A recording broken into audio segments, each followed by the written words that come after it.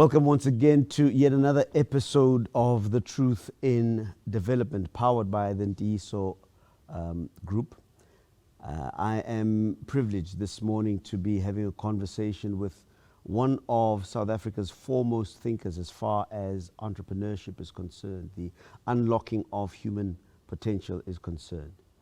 His name is Stephen Zwane, Dr. Stephen Zwane. He is a faculty member at Gibbs, but also the founder of a group and I suppose an NPO that is about trying to get young people to start thinking entrepreneurially. And we're talking here about the Y-led group, and he joins me now in the studio. Dr. Zwane, thank you so much for agreeing to talk to us. I really appreciate your time. Thank you for having me. So we've been talking off air and other platforms about what I deem to be the most important conversation that South Africa should be having. Yeah. And I believe that conversation is the one that talks about unlocking the full entrepreneurial potential of our people. Absolutely. I was saying to you just off air that I look at countries like Japan, who just in terms of their natural resources endowments are far behind us. But they are one of the most consistently strong economies. And I would argue that that comes because they've come to understand how to unlock the human capital that is amongst their people. And so as we start this conversation, you've written many documents, many opinion pieces on various publications about the issue of entrepreneurship. Yeah. Why is entrepreneurship so important? You know, your opening lines really touch me, because the human capital and its power of a country's people, it's its most competitive advantage. Scholarly, we can understand a couple of elements about it. Number one, for many years you've been told you are not good enough as a majority. And therefore you are not a useful resource.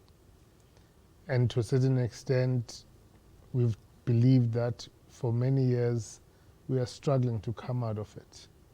And that is why I think as South Africans, we are not able to see each other or to see the people as that competitive advantage. We are on the mend. And like anything else, it's always going to be very difficult. It's going to take time, but it's going to take deliberate efforts. And I don't think we've made a lot of deliberate efforts. However, like any system, there comes a time when you have no choice. South Africa has no choice because youth unemployment is very high. At some point, we thought it was okay when it was uneducated people who probably didn't finish matric or only had a matric. And now you've got unemployed graduates, which means what we were told just after democracy or at that time was that you work hard, you go to school, and you find a job. There were guarantees that jobs were there. There was a demand for people to come in. And now that proposition no longer works. It doesn't stack up. A lot of people are unemployed, particularly young people with education. Then what? They are looking at us and saying, but you said there was a promise at the end. How is it not unfolding? And now that conversation is forcing us to think, okay, what have you planted in this young man's seed? What seeds did we plant? The one of job seekers and not the one of job creators.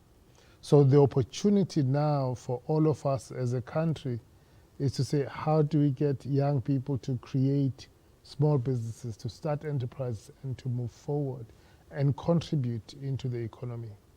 Now we are talking on the base of the fact that any thriving economy relies on small businesses across the globe. And I don't think we place that reliance. So we are waking up to the truth that the world already knew, but I think we didn't bank on it that much. So for us as South Africa, entrepreneurship is very important as a key lever to drive the human capital belief system that we are growing up in a country that has possibilities. And entrepreneurship is an opportunity that we need to just take advantage of. What is entrepreneurship? You know, I battle with the word entrepreneurship because it looks too far removed from some reality. And so we've always defined entrepreneurship as the act of starting something, as the act of leveraging resources to get a particular benefit, as the identification of opportunities. And therefore, it is an act that makes a couple of assumptions. One of the assumptions is that you've got the mindset to identify opportunities.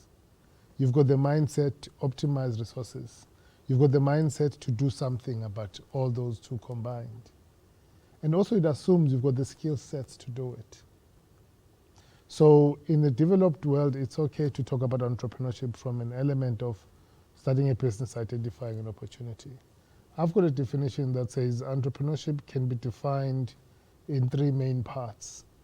Number one, entrepreneurship is a mindset to solve a problem, to move society forward and to make society better. Number two is having the confidence that with the mindset and the skill sets, I can be entrepreneurial should I need to do that.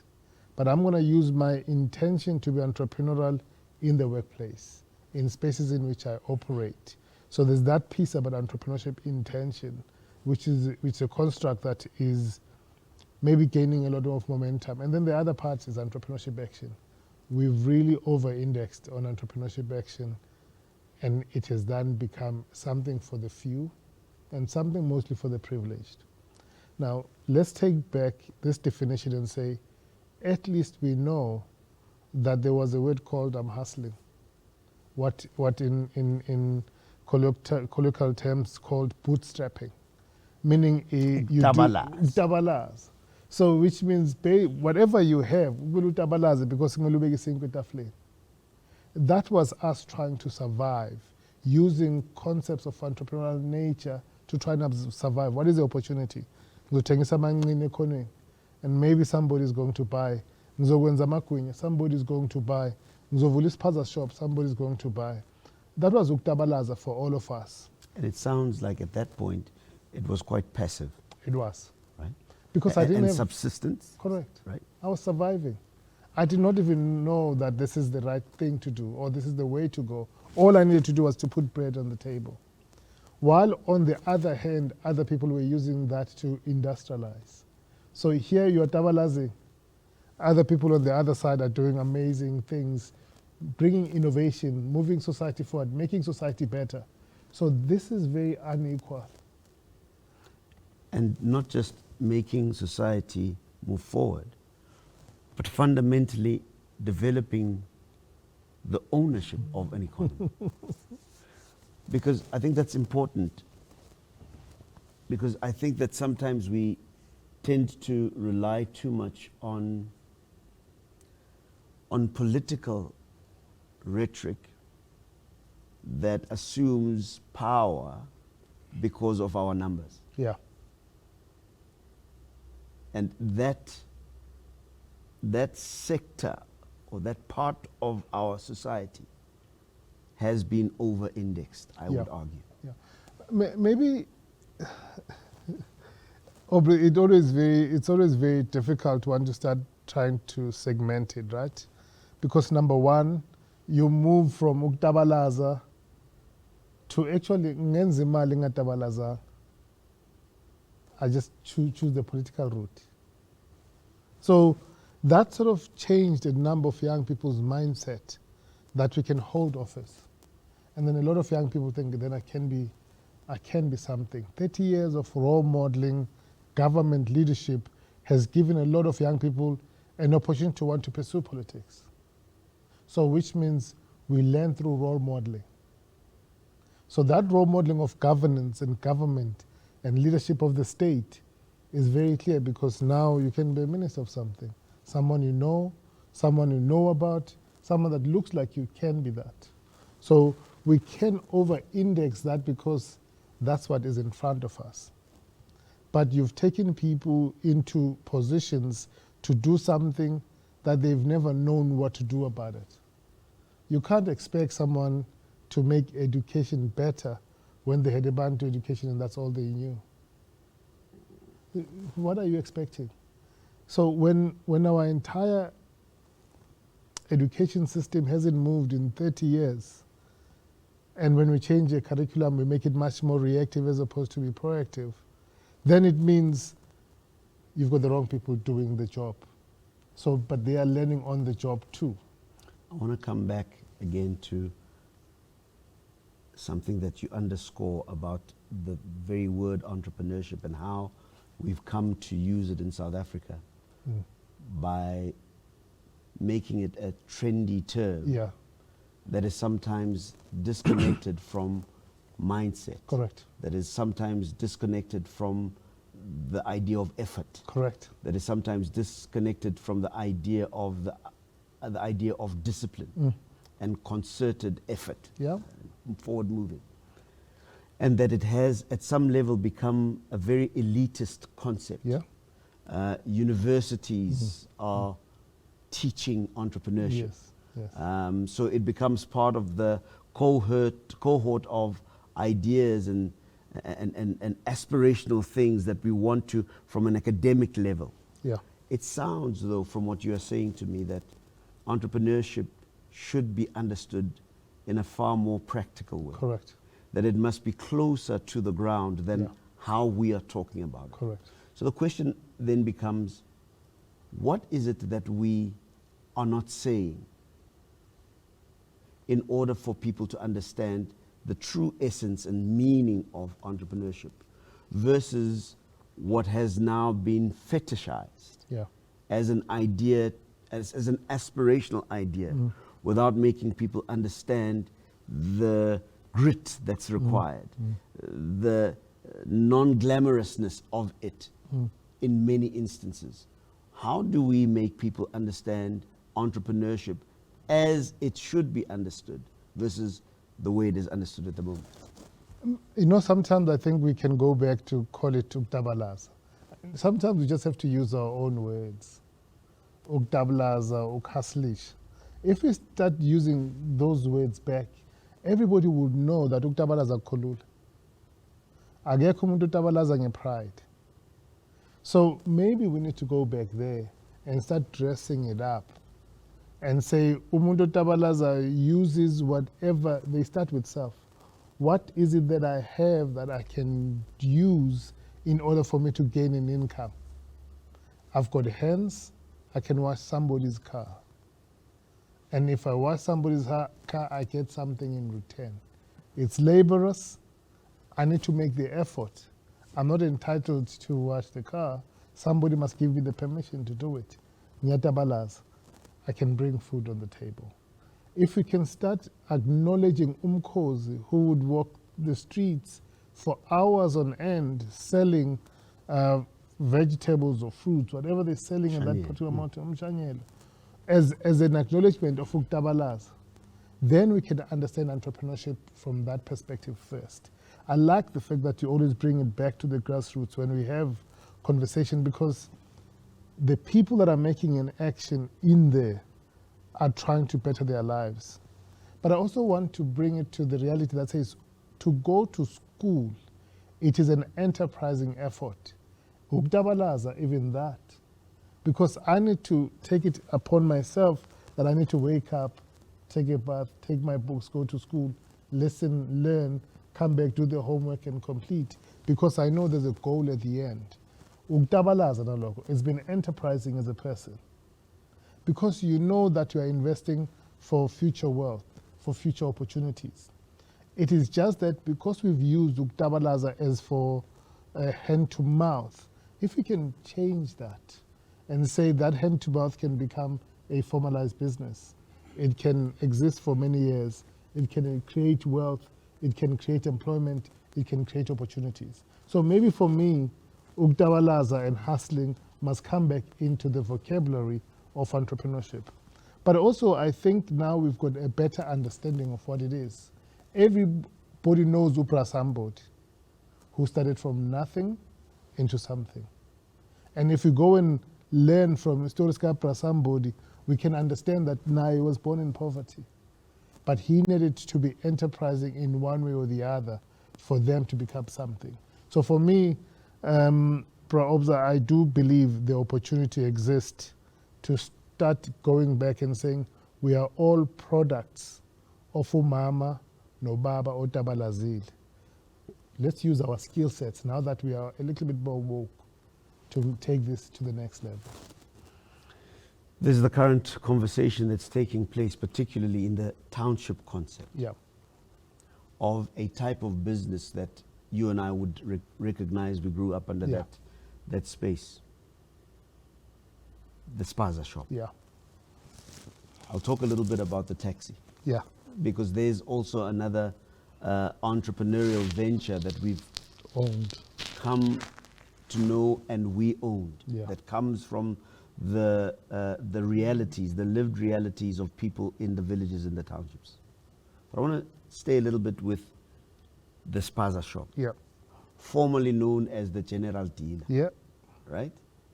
Where perhaps a family would have a shop and they'd sell the everyday conveniences of a particular community.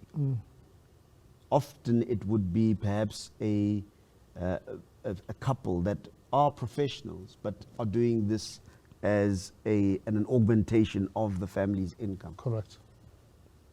And we've seen these businesses appear and thrive in the township, in villages for many, many years. Yeah, Don't let me forget also that there would also be perhaps a partnership with people that maybe produce certain things that would be sold in that general deal. And it defined a lot of the economic development in townships, Yeah. in villages. yeah, People were educated. I speak very often about the market space. As you go into Toyando, yeah, there's a market space that's run by Abu Mama, yes, and it's open 24 hours a day. Generations of educated people have been educated right up to the highest levels of education through those businesses that are run by Abu Mama. If you are going towards Groblersdal, if you're going to places like Mtetem, there are those kinds of markets that have been there. I'm mentioning these kinds of businesses who were perhaps not very sophisticated, but seemed to respond to a particular need in society. The proximity of certain convenience goods, bread, acha, milk. And those entrepreneurs, I want to call them entrepreneurs, sustained communities themselves as far as that is concerned. 1994 happens, we lose our grip on that sector as South Africans. What happened? It's a lived experience, Aubrey, for me, because I went to school with cheese girls and cheese boys. Yeah. So all of those spaza shop owners were the first ones to take their kids to affluent schools, which means they had means to do so, and it was part of the vibrancy of the community. It was a node. I'm going to get off at this spaza shop, and you would name it exactly as you are talking about how that became the way we used to do things. Maybe I'll wear the hat of being from Dobsonville, Soweto. One of the things that happened in 1996 was the opening of the Dobsonville Shopping Center. And the Dobsonville Shopping Center, I think it was amongst the first ones to be opened in the township, maybe particularly in Soweto. And all of a sudden people could walk to buy at the shopping center where there is more to buy than the general dealer. And the general dealer saw this as a competition and maybe the start of their demise. Then they started to believe that they've been substituted. And then a lot of them started to invest less in their businesses because they were now introduced to competition that they were not used to, different type of competition. And the children that were educated at the back of the spaza shop were not coming back with the knowledge from university to invest and make the spaza shop better. It was still mom's and pop's business and not mine. I'm on my own path. Somebody who graduates with a BCom qualification that should be able to contribute this knowledge in the home doesn't do that. Wants to go and find a job at a bank. So the human resources that are supposed to make this better, take it forward, are withdrawing. Competition is coming in. The parents are not used to have such a competition. And therefore, the shopping centers become the substitute. We then lose the momentum. Now, all of these general dealers and spaza shops are now empty. You go in there, you don't find the things you want. You, as a customer, like, what's the use of going there anymore? Maybe I just want to buy 3 things only. I'm going to buy bread, I'm going to buy eggs, and to a certain extent, buy tea. But the rest of it, I'm going to go far, and I'm not going to go to spaces like that. So you've got a situation that is exactly like that. Can I pause to Sure. switch this off? Apologies. I thought somebody was. No, I'll switch it off. You'll be able to help us out with the. Yeah, well, you'll be able to pin it together. So when the human resources are withdrawn, and there's competition, and there's an alternative for the consumer, the moms and pops who own those shops were never ready for competition. And therefore, it became just a survival mechanism. Then that leaves a void. Not everybody wants to walk 2 kilometers to Dobsonville Shopping Center. Not everybody is willing to walk that far. So there's still room for this small shop, but there's enough kids at the family to send to the mall. But there comes the time when society changes, it ages, it still needs the mums and pops. And that's when the foreigners came into the country, pounced on that opportunity. And that's how we got where we are now. You speak of the young protege that becomes educated formally, Yep. that comes from the family that either has the general dealer or is proximal to. Correct. And that the aspiration was not to come back and help at the general dealer. No. It was to go and work at a financial institution, wear a suit and drive a nice car. Correct. The having to lug 12.5 of millimil and was not part of the aspiration. No. What conversations were we having at that juncture that made us not understand the responsibility that we have in order for us to go back and plant? Those of us who went to universities, what is it that made us almost look down upon the project of modernizing the businesses in the township? What is it that, because I imagine that many of the people that came out of those spaces were conscious. They were the generation that fought against apartheid. They were the generation that understood the intricacies of the economy. Surely, that generation, and that is you and I, should have been woke enough to understand that we need to go back to Ekas, back to Ama villages, to modernize the businesses that had been started by our parents. What was the missing link? There was no time to have a conversation like that. The white man and the white business were still the best price. Our parents were cleaners and security guards at the time. When they transitioned to owning the spaza shops and everything like that, they also did not believe that was a wealth creation platform. They, in their mind, this was a survivalist. I don't want this for you, my child. That was the conversation we're having. That if you go to school and get a good job, you'll be fine. You'll get a medical aid. You'll be looked after for years. The conversation was go out, go and explore. Whereas opposite to that, the mums and pops are not a phenomenon only in the township. They are a phenomenon also in the Indian community. But in the Indian community, it was compulsory to work in the business. It was compulsory to bring the skill sets back into the business, because the parents that were running those businesses understood the economics of life. Whereas we were raised in families that did not understand the economics of life. It was always about a mindset of defend, protect. It was not a attack one. So the conversation that was happening at that time is you get a good education, you go find a good job at the bank, you'll be fine. Therefore, the seeds that were planted to us was that you are better off out there. This is not the right environment for you. So you're saying to me that the conversations that we would have been having with our parents created an aspiration Yeah, that estranged us or made us estranged Correct.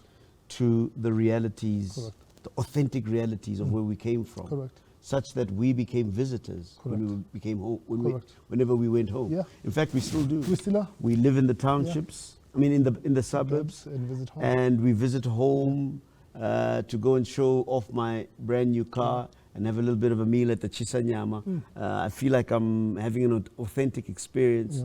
I see the guys I went to school with that never made it out of the township. I still speak in the terms that say, I made it. Correct. Such that the township and the village in our minds are the place to leave rather than the place to live. Correct. Rather than the place to invest. It is so amazing now that we are starting to wake up. I must also say that I don't think I was awake to this type of reality myself growing up. I thought moving out of the township was the best ticket for myself. I didn't think that investing in a spaza shop was an opportunity. And I didn't think that I had the means to do it. And I also thought there was crime. Why would I invest in this type of environment? I was never woke at the time.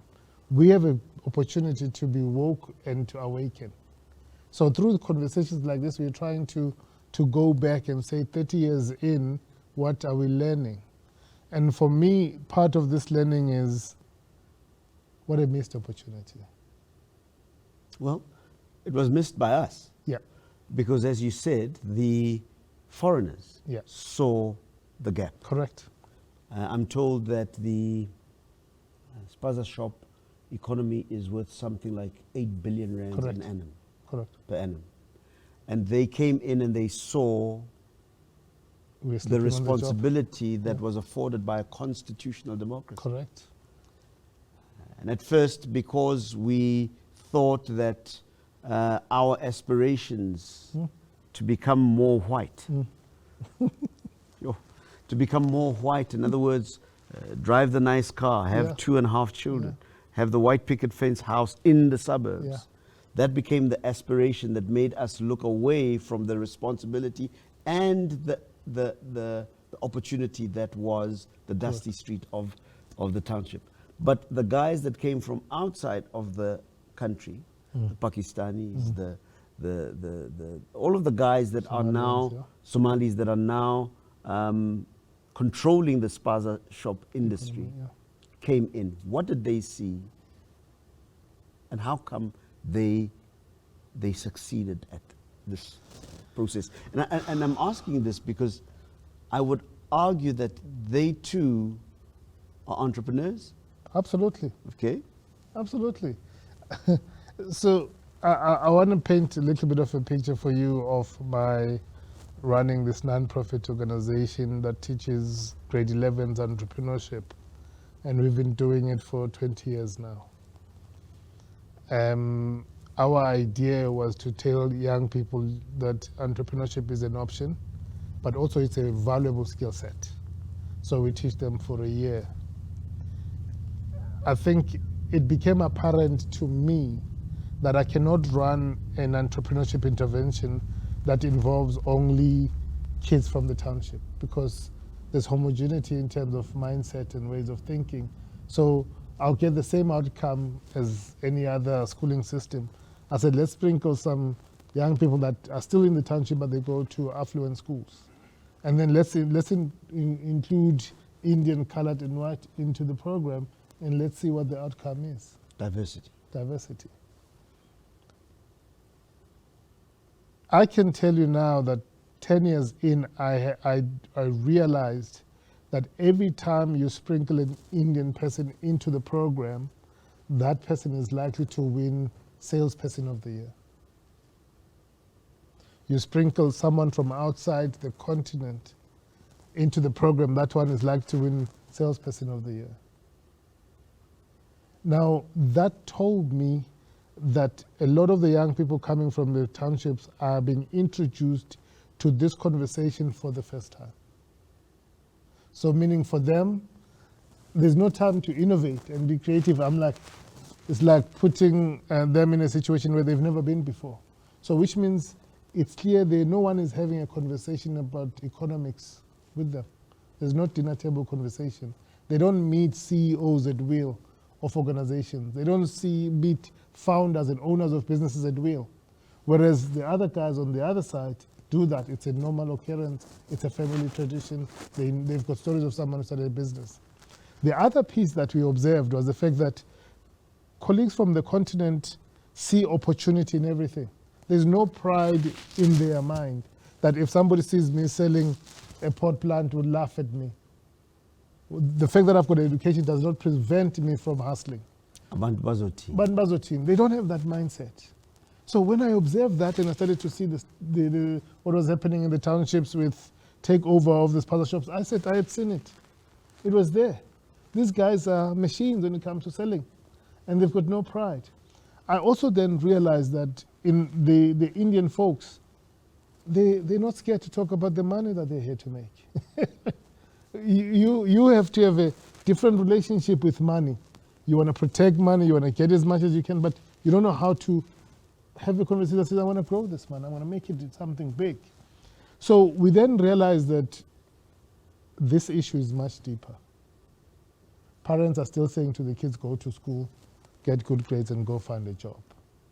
And here you are giving them an opportunity to think in an enterprising way. What we then observe, though, is that those kids that are coming into this platform for the first time, when they get to university, they know what this thing is now. Now their language, their approach in life is very different. They are willing now to go back and say, how do I become enterprising? So I think for me, taking that experience into the real world, it is the same thing even in corporate. You all come into a setup that you don't know about.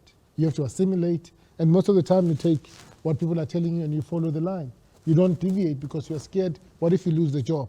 So a lot of us who've moved out and said we're finding a job on the other side is very tough for all of us. Regulated. It's regulated. You are scared for yourself. When retrenchment comes, you never come back from it. And your life just comes to an end based on that basis. You cannot be economically active because you're always scared that you will lose everything. You're not like, if I lose, I'm going to give it back.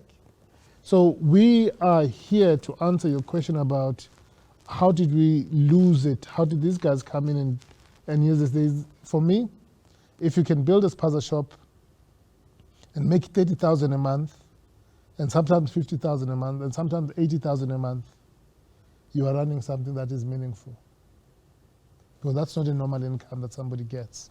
But what they did right was to collaborate with each other to enable an ecosystem where they can buy in bulk and distribute to each other and own the ecosystem.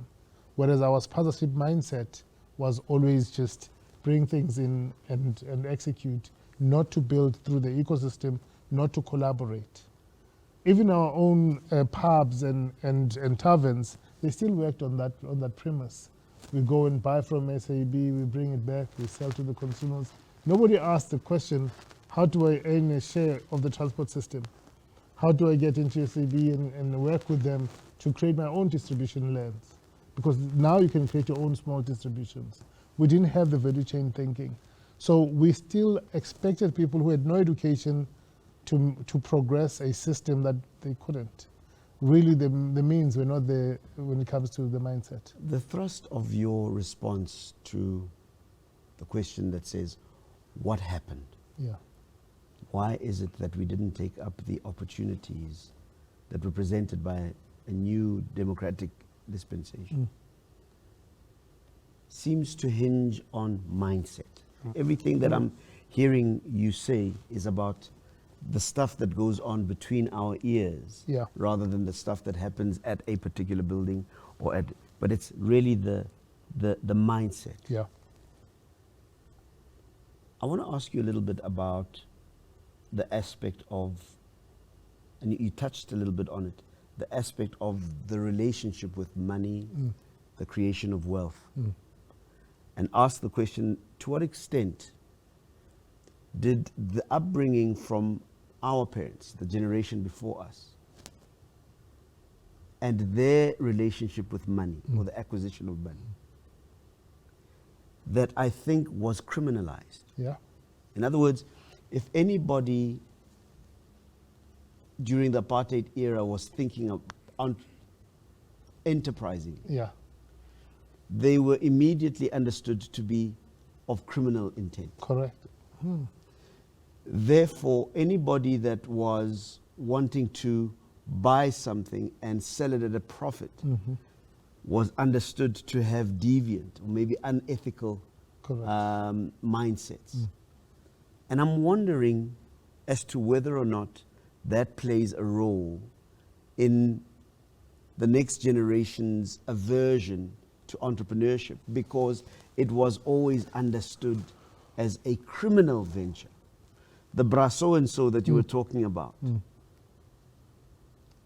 would have also had that clever, hustler, criminal sort of persona Yeah. in the village or in the township. Yeah. And I imagine that the young guys that were upcoming, you and I, would have wanted to disassociate ourselves from that kind of criminally inclined persona. Which then brings me to the question that says, have we come to a place where we understand that entrepreneurship, uktabalaz, hustling, does not have to be criminal?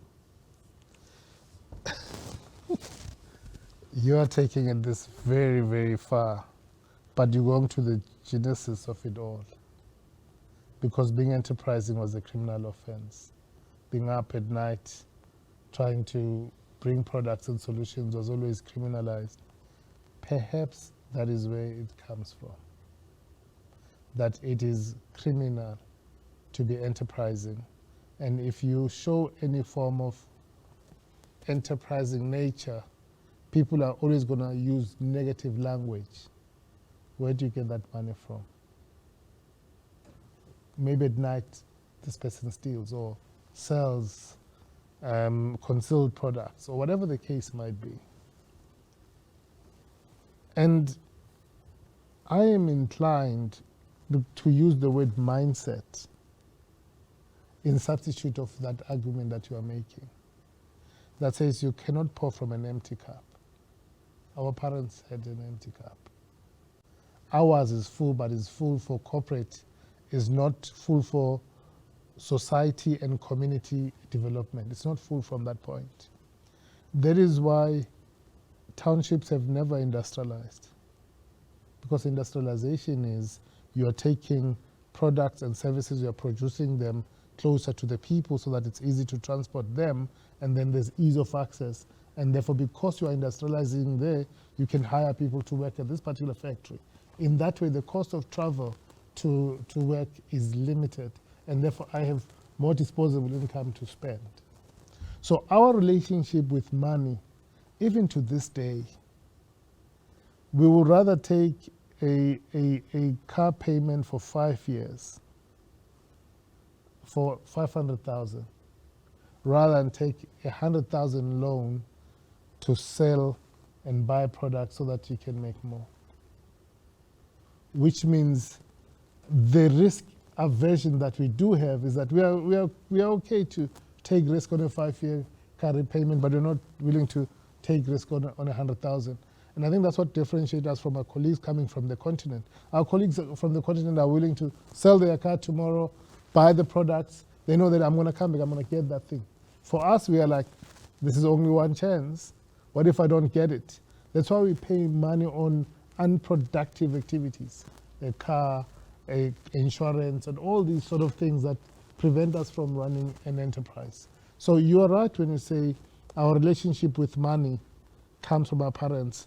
In this class that we teach for grade 11s, we always make one example, which I think for me always always catches me out. You give these young people a scenario and say, when you get a job, what is the first thing that you will do with your money? Do you buy a car so that you can be able to go to work? Buy insurance, maybe medical insurance in case it's not there?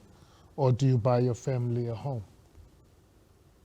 What trips these young people is that most of them think they can reverse years of poverty at one go. They become hamstrung to the idea that they are paying a bond for their parents for something that they could have waited for 10 years to just get themselves up before they can take this cost and absorb it. Now they cannot show up for meetings after hours. They cannot progress their own careers. They can't invest in their own self-development. They can't even take a business venture on the go because now they've got this huge debt that they were trying to get their family outside of an informal settlement to a formal settlement, and forget the cost of running this new home is much higher than keeping your parents there until you've got enough money. So that demonstrates exactly that our relationship with money is not the one of reproducing the money, it is the one of spending the money. And if we started to have a mindset of being enterprising is not a criminal offense, it is the way to advance. When you start a business, you have a couple of things. Number one, I want to survive. Number two, I think I've got something that I can make a difference with in the market. Number three, if I get that right, I may just create wealth for my family. And maybe I might even create a legacy. Those are the things that we don't want to have a conversation about. And we are now caught up in a situation where me and people that are maybe probably my age are thinking, but there must be more to life than waking up to a 9 to 5. And now we are far down the line. We've got so much debt that we can't even go on an enterprising venture because we may just lose it all, and we are scared of losing it all. So my drive to make young people aware of this is so that we plant the seeds early in high school, so the kid has this problem at 28. When the kid has this problem at 28 and says, I don't want to work for someone, I don't have much debt to worry about, I can go into a venture and I can create something. Within 10 years, I've got successful ventures. That is why all township-born entrepreneurs, we are busy right now working on a book where we are understanding the stories of these entrepreneurs who trace their roots from the townships. Here are a couple of things that make them stand out. Number one, they had an enterprising parent in their house. So whether the parent was selling curtains or was selling outside the factory food, whatever that was, they had an enterprising parent. And the enterprising parent involved them in the activity against their will, kicking and screaming. But the parent said, if you want to go to the school, if you want these things, you've got to work here. Number two is that they were part and parcel of the hustle.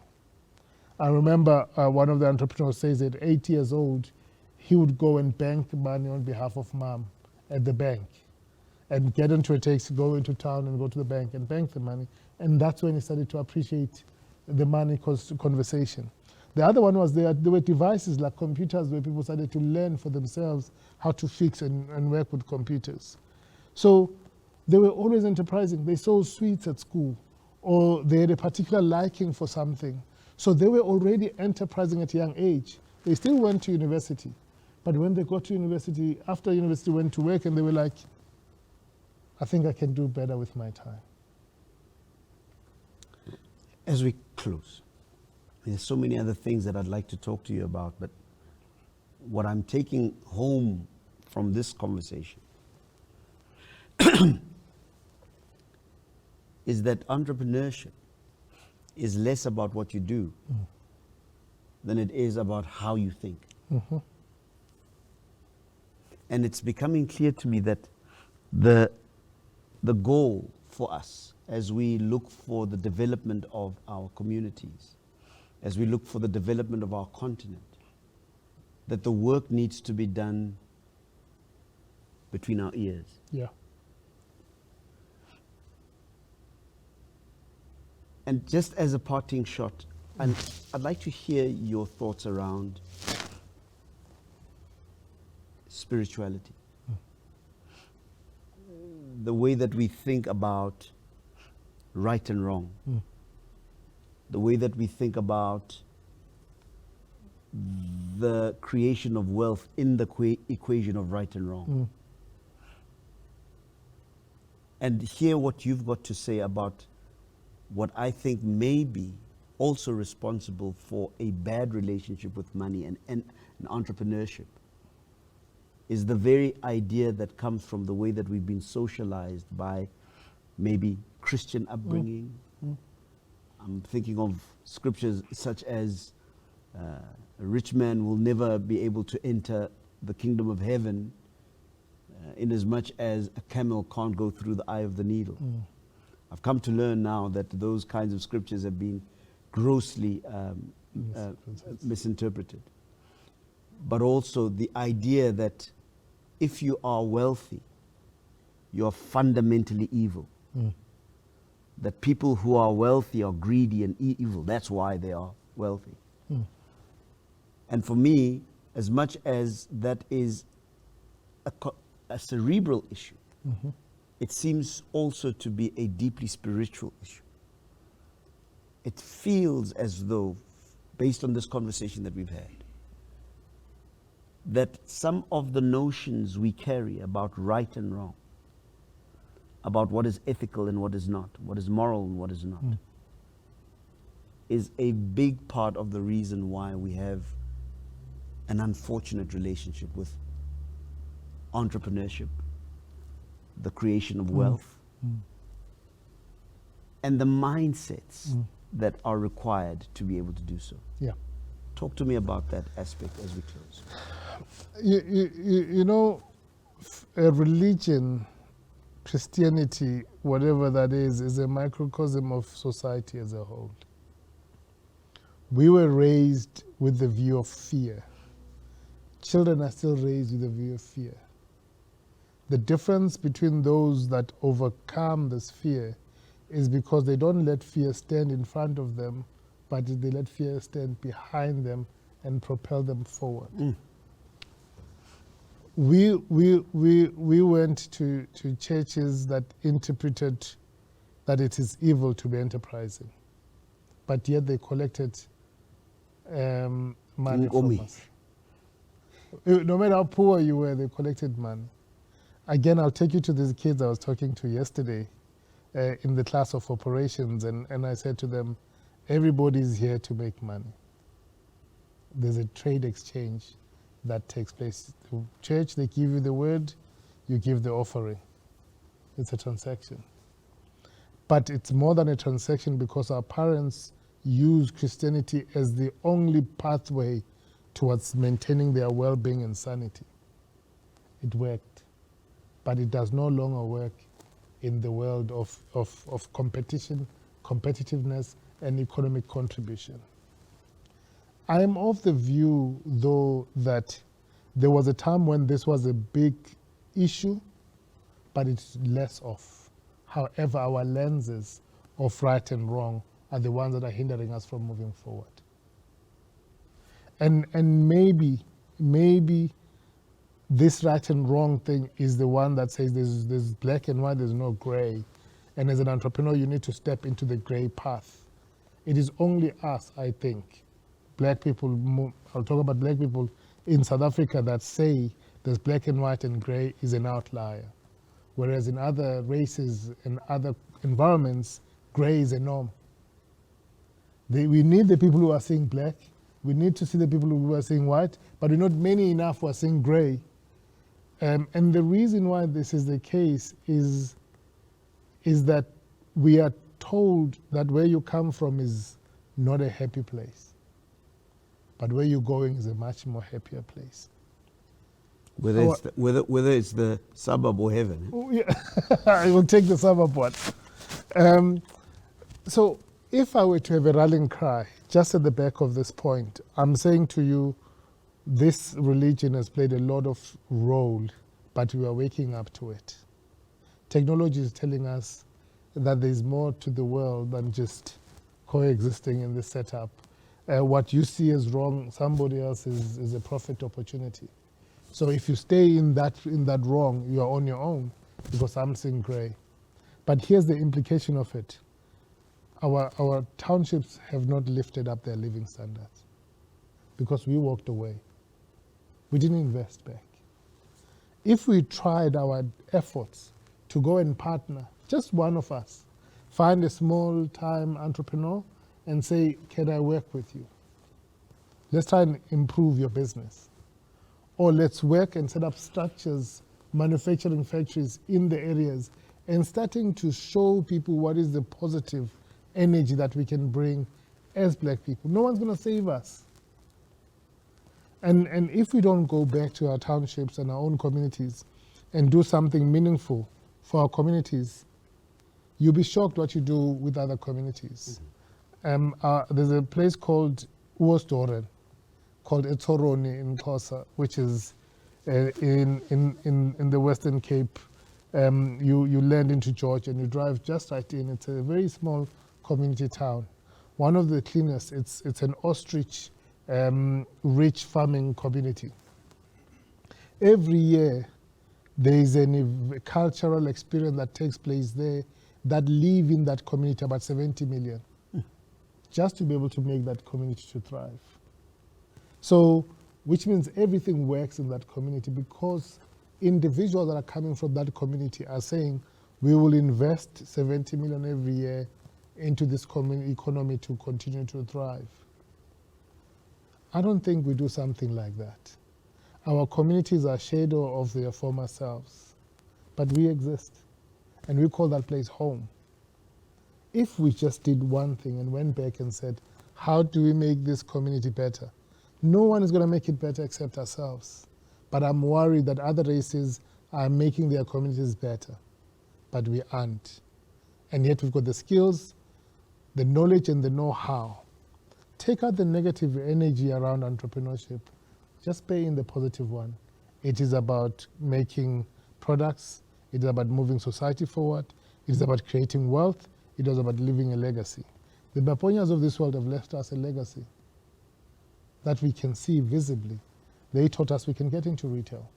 We can have shopping centers. Where is the wrong there? So we can create the right by taking action. And I think for me, the way we've taken action before up to this point, I don't think it's been the best. Let's go back and be enterprising and help people that are enterprising in our communities. Own a share in some business in the township and rally your resources to build something that can create ongoing industrialization in the township and let people be proud of where they are. And in that way, we can demonstrate what being enterprising looks like. Dr. Stephen Zwane, it has been an absolute privilege to talk to you about these things. I'm encouraged by these kinds of conversations because I think that they are the catalyst towards the kind of development that is not going to be temporary, but it's going to be sustainable. That's going to earn us our rightful place in the great community of nations.